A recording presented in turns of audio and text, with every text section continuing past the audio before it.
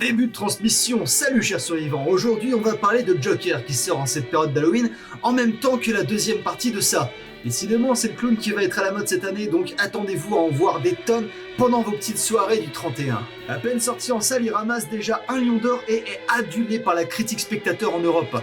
De plus, il annonce peut-être un tournant énorme dans l'univers des adaptations de comics. Bon ou mauvais, vous jugerez vous-même, ce qui nous intéresse aujourd'hui, c'est de savoir ce que ce film a à nous transmettre. Et pour ceux qui n'ont pas encore eu l'occasion de voir le film, ne vous inquiétez pas, on vous annoncera quand on commencera à rentrer dans la frontière du spoiler. Alors faites votre plus beau sourire et suivez-nous dans les bas-fonds de Gotham City.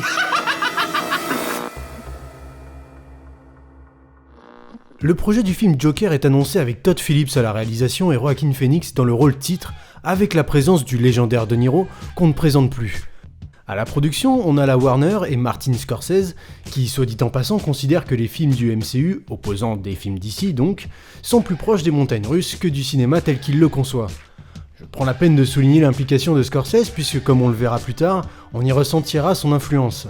Le projet est prometteur, la hype est grandissante grâce à une campagne marketing efficace, et Jared Leto sera à jamais dégoûté de ne pas avoir été le premier acteur à incarner le Joker sur plus d'un film. Désolé Leto, on sait à quel point tu aimais ce rôle.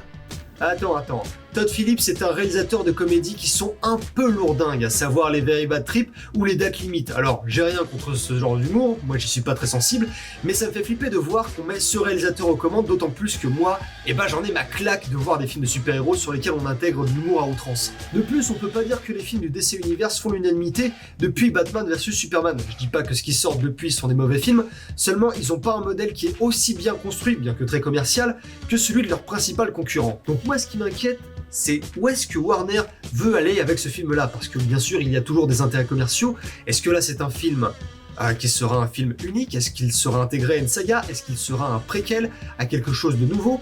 Eh bien, je n'en sais rien et j'avoue que je suis assez mitigé par rapport à ça. Non mais tout de suite là, t'as quasiment enterré le film avant même de l'avoir vu. Les retours de fans du Joker sont pourtant vachement bons. Écoute, c'est pas parce que tout le monde aime ce film que moi je vais forcément l'aimer aussi. Et si c'est le cas? Joker. Eh ben, sans grande surprise, le film est une méga claque. Joaquin Phoenix crève l'écran et propose un Joker que personnellement je n'ai jamais vu avec Arthur Fleck, un type souffrant d'un handicap mental qui peine à trouver sa place dans une société morose et cruelle. La réalisation est au Todd et Todd Phillips... La réalisation est au top et Todd Phillips se montre comme un véritable auteur. On sent que toute l'équipe apporte quelque chose de très personnel dans ce long métrage. On est avec Arthur Fleck... On est avec Arthur Fleck, c'est même comme si on était Arthur Fleck. La photo, le son, les musiques, le Joker est notre filtre. Le film ne s'inspire pas d'une bande dessinée en particulier, mais plutôt une espèce de melting pot des comics les plus importants de l'univers du Joker. Par exemple, The Killing Joke de Alan Moore et Brian Bolland, ou The Dark Knight Returns de Frank Miller. L'histoire se passe dans un lugubre Gotham City des années 80, le tout baignant dans un climat de haine et de vandalisme. Cette vision de Gotham disgracieuse se complète plutôt bien avec la vision de la trilogie de Nolan, où Gotham City paraît grandiose et moderne. D'ailleurs, il y a pas mal de comparaisons intéressantes à faire avec les Batman de Nolan. En fait, je dirais qu'ils ne sont pas contradictoires malgré ce que l'on voit dans certaines scènes. Je trouve au contraire que si on garde à l'esprit que Joker est l'histoire de Gotham du point de vue d'Arthur Fleck, et que les Batman de Nolan sont la même histoire du point de vue de Bruce Wayne, alors oui, les films peuvent très bien se compléter. Ici, dans Joker, on voit la pire facette de la métropole avec des rues remplies d'ordures et de rats, où des graffitis recouvrent la quasi-totalité des façades. Ce qui faisait la particularité des adaptations de DC Comics au cinéma, vous vous en doutez, c'est qu'elles étaient présentées sous un jour plus mature que ce qu'on proposait chez le concurrent qui commence en Ma et qui finit en Vel. Et ça, c'était au risque de ne pas convenir à un public jeune. Et par mature, je n'entends pas forcément une œuvre violente, mais là, avec Joker, on a une œuvre presque existentielle sur la place qu'on occupe dans la société, sur la place que la société souhaite que l'on occupe, sur la quête du bonheur et le sens de la vie. Bon, j'y vais un peu fort, mais l'idée c'est que ce long métrage est riche en interprétations. Bien sûr, il est très difficile de parler du Joker sans parler de son éternel opposant sans qui il n'existerait pas, Batman. Parce que contrairement à Bruce Wayne qui a grandi dans un manoir avec une cuillère en argent dans la bouche, avec une bonne condition physique et des aptitudes au combat, le Joker il a l'air un peu... voire même carrément vulnérable. Alors je sais pas vous, mais moi j'ai moins de mal à m'identifier dans un gars qui est malade, pauvre et sans amis plutôt qu'un orphelin milliardaire qui se déguise en chauve-souris. Et c'est généralement à ce moment-là que j'insère une blague, donc qu'est-ce qui est rouge et qui fait mal aux dents? Une brique. Avec Arthur Fleck, on a affaire à un personnage qui est plein de défauts, mais pour qui on développera quand même de l'empathie, et bah parce qu'il nous fait un peu pitié avec sa vie infernale. On a juste envie qu'il s'en sorte un peu, même si ça implique qu'il commette les atrocités qui le feront devenir par la suite le Joker. Je fais un petit aparté sur l'apparence du Joker dans le film. Le maquillage du Joker est similaire en certains points à celui du tueur en série John Wayne Gacy, alias Pogo le Clown. Si vous ne le connaissez pas, sachez que c'était un tueur en série qui se déguisait en clown et qui a été le moteur de pas mal de frayeurs vis-à-vis des clowns. D'ailleurs, la scène où apparaît Arthur Fleck dans son spectacle s'appelle également le Pogose. Au-delà du simple clin d'œil, on peut y voir quelques similitudes à son parcours dégringolant. Pour en venir au rire du Joker, Joaquin Phoenix s'est inspiré d'un trouble neuronal qui s'appelle le rire prodromique. Certaines personnes atteintes de troubles mentaux ou de la personnalité en souffrent, et notre acteur principal a pris le temps d'étudier ses comportements pour donner ce rire torturé qu'adopte le Joker lorsqu'il est soumis à du stress ou des émotions fortes. On sent bien, notamment dans les interviews, que ce rire était un réel défi, et il faut bien admettre que dans certaines scènes il provoque bien des émotions, mais rarement de la joie. Alors personnellement, j'adore le travail qu'a fait Joaquin Phoenix sur ce rôle, même si j'espère un jour voir le Joker interprété par Jim Carrey ou Willem Dafoe. Et là on rentre dans la frontière du spoiler, donc si vous n'avez pas envie de vous faire divulgacher le film, je vous conseille de sauter directement au passage de cette vidéo. En quel cas ça veut dire que vous en foutez de vous faire spoiler. Attention, je vais vous spoiler le film. Vous êtes prévenus. Ah, enfin ils sont partis. Bon, le film est classé parmi les thrillers dramatiques pour des raisons qui sont assez évidentes. Et pourtant, on retrouve dans la mise en scène et dans le montage des partis pris qui sont propres au registre comique. Que ce soit les codes du théâtre avec la scène du flingue dans l'hôpital, de la télévision avec les rires préenregistrés, ou tout bonnement du cinéma avec les passages humoristiques extrêmement amers. Et croyez-moi, j'avais honte de rigoler pendant la scène de meurtre avec le nain. Et d'ailleurs, ces formes d'expression artistique sont présentes dans le film avec la scène du stand-up pour le théâtre, du plateau télé pour la télévision, et du cinéma tout sur la famille Wayne pour le 7e art. Et le registre comique ici est extrêmement important autant pour la forme que pour le fond. Et je trouve que Todd Phillips a fait un travail plutôt ingénieux sur la mise en scène. Bon, en même temps, l'humour ça a été son gagne-pain pendant plusieurs années, donc le mec nage pas dans le brouillard. Les rares fois où la mise en scène se veut réellement humoristique, c'est toujours pour illustrer un humour qui est noir, grinçant à l'image de celui du Joker. Et d'ailleurs, en parlant de ça, pourquoi la petite fille tombe de la balançoire? Parce qu'elle a pas de bras. Je n'ai pas beaucoup d'amis. Au début, le film tend assez directement vers la comédie avec cette course-poursuite dans laquelle des gamins volent une pancarte stupide à Arthur qui leur court après dans la rue avec un déguisement grotesque. Et la fin de la séquence plonge rapidement dans la tragédie.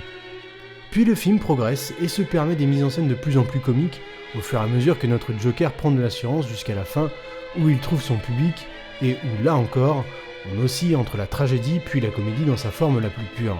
Comme le dit Arthur Fleck, je pensais que ma vie était une tragédie alors qu'en fait, c'est une comédie. Il y a un incroyable paradoxe qui se crée pendant le visionnage du film. Imaginez deux lignes, une qui part vers le haut et une qui part vers le bas, et qui se croisent au milieu. On a deux évolutions contradictoires mais complémentaires qui se produisent. D'abord, la plus évidente, Arthur s'abandonne à la folie. Il devient de plus en plus fou et de plus en plus dangereux. C'est la ligne qui dégringole inexorablement. Dès le début du film, on le sait que tout est en train de s'effondrer, mais on ne peut pas l'empêcher et on ne peut que témoigner de la chute. Comme une construction qu'on sait extrêmement fragile et qui finit par s'écrouler lentement mais sûrement sans qu'on puisse y faire quoi que ce soit. Ensuite, il a une autre évolution. Arthur devient heureux. Alors oui, cette ligne est moins droite que l'autre et plutôt complexe, mais elle va bien vers le haut. Arthur apprend à s'épanouir, à enfin être lui-même et à être accepté pour ce qu'il est. En somme, à mesure qu'il sombre dans la folie, il devient parallèlement lui-même et accepté dans une société qui s'effondre avec lui. Toutes ces séquences d'escalier sont probablement là pour appuyer ce sentiment, après tout. Quand on le voit monter les escaliers, c'est généralement les moments où il tente de s'intégrer à la société, tandis que quand il les descend, ce sont clairement les moments où il s'abandonne.